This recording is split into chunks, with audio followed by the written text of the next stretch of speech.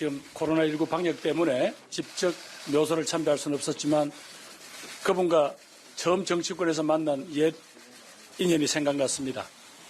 제가 김대중, 이기택 두 분 공동대표가 이끄시던 민주당의 부대변인으로 임명받아 처음 인사로 하를 갔던 날 제 손을 잡으시고 정치는 서생적 문제의식과 상인적 현실 감각을 가지고 국민들보다 딱 한 발 앞서서 국민들에게 호소하고 또 국민들에게 동의를 구하는 그런 일이라고 그렇게 가르쳐 주시던 김대중 총재님의 그 모습이 생각이 났습니다.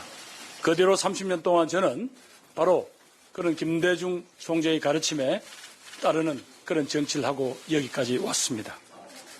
오늘 저는 민주당의 당대표가 되기 위해서 이 자리에 서 있습니다.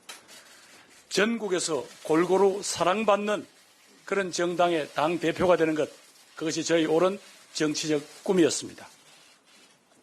존경하는 국민 여러분, 사랑하는 당원 동지 여러분, 1980년 5월 저는 서울의 산동네 달동네에서 유인물을 뿌렸습니다.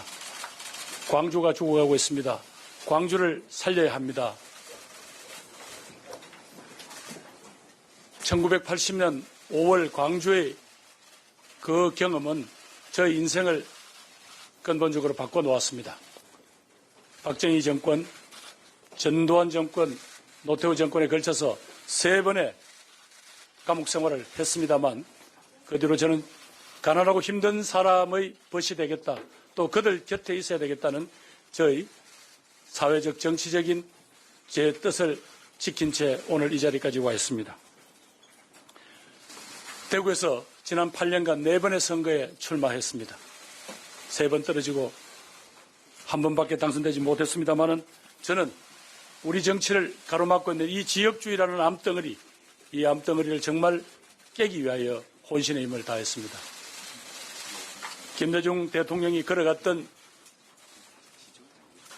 평화 통일의 길, 노무현 대통령이 온몸을 부딪혀서 깨려고 했던 그 지역주의의 벽, 그리고 촛불 시민혁명의 명령을 수행하기 위해서 고군분투하고 있는 문재인 대통령의 길, 이 세 분들이 앞서갔던 그 당당한 길, 그래서 마침내 여기까지 온 민주당의 그 자랑스러운 뜻을 온 국민들과 함께하고 그리고 우리 역사를 한 단계 도약시키기 위해서 저는 당대표가 되고자 합니다.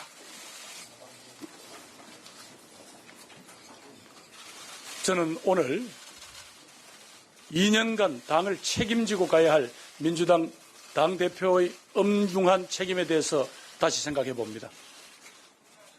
우선 무엇보다도 내년 4월에는 부산시장 선거를 비롯한 재보궐선거가 있습니다.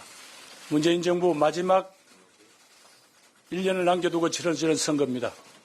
양쪽이 아마 치열하게 대결할 수밖에 없을 겁니다. 문재인 정부의 승패 및 그 다음에 정권 재창출과도 밀접한 연관이 있는 중요한 의미를 가지는 선거입니다. 그리고 내년 9월쯤부터는 민주당의 대통령 후보를 뽑는 선거가 시작됩니다. 그리고 2022년 3월 달에는 대통령 선거가, 그리고 6월 1일에는 지방자치선거가 실시됩니다. 이번에 뽑히는 당대표는 바로 이 엄중한 민주당 및 민족사의 운명을 가름할 이 중대한 선거를 책임지고 지휘해야 하는 그런 대표입니다. 따라서 대선을 공정하게 관리할 뿐만 아니라 민주당에 대한 국민들의 뜨거운 사랑, 또 민주당이 더 잘했으면 하는 국민들의 따끔한 질책까지 모두 다 묶어서 더 큰 민주당을 만드는 그 책임이 이번에 뽑힐 민주당 대표에게 주어진 것이다. 저는 그렇게 생각을 합니다. 저 김부겸은 꽃가마를 타는 당대표가 아니라 당원 동지들과 함께 국민들의 바닷속에서 노를 저어가면서 땀을 흘려가면서 우리들이 함께 꾸는 꿈을 실현하자고 호소하는 그런 당대표가 될 것입니다. 거듭 약속드립니다. 저는 당대표가 된다면 2년 임기의 당대표가 임기를 꼭 채워서 아까 말씀드린 그 중요한 정치적 고비를 당원과 국민들과 지지자들과 함께 반드시 돌파해 내겠습니다. 그래서 더 큰 민주당이 대한민국 국민들의 가치와 기준을 당당하게 후퇴할 수 없을 만큼 그렇게 진전시키는 당대표가 될 것입니다. 존경하는 국민 여러분, 당원 동지 여러분, 제가 당대표가 되면 176분의 국회의원님들 그리고 많은 자치단체장님들 또 각 자치의회의 의원님들 그리고 150만에 이르는 우리 당원 여러분들과 함께 다음과 같은 중요한 국민과의 약속을 실현하고자 합니다. 바로 그것이야말로 우리 당의 존립의 이유인 국민의 삶과 행복을 책임지는 책임국가의 길을 앞당기는 길이라고 생각합니다.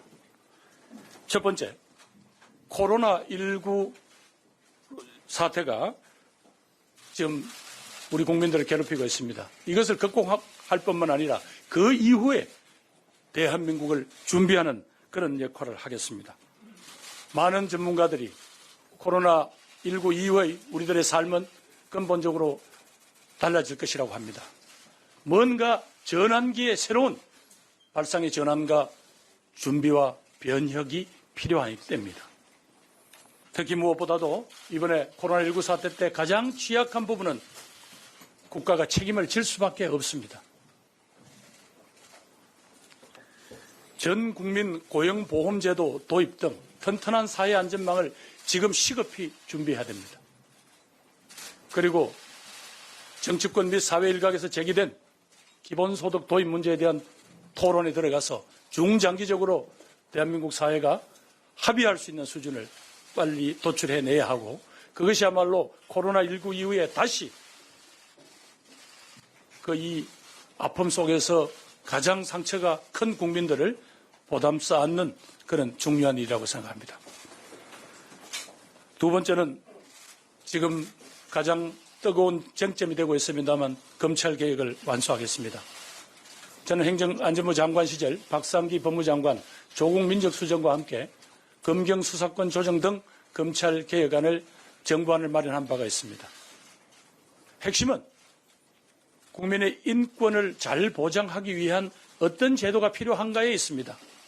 그동안 관행처럼 굳어져 온 비대한 검찰 권력, 국민의 통제를 받는 그런 방식으로 제도는 분명히 개혁되어야 합니다.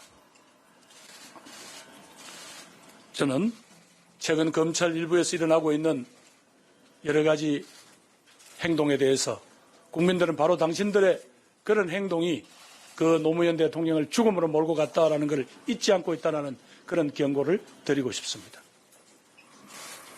세 번째, 저는 남북의 교착 상태를 해결하는 그런 역할을 민주당이 함께 하겠습니다. 무엇보다도 인도적 지원을 적극 제기하도록 하겠습니다. 아무리 정치적인 또 제재라는 국제사회의 룰이 있다고 하더라도 인간의 생명과 관계되는 인도주의적인 가치를 넘어설 수는 없습니다. 바로 민주당이 그 역할을 당당하게 국민과 국제사회를 설득하는 그런 역할을 하겠다는 말씀을 드립니다.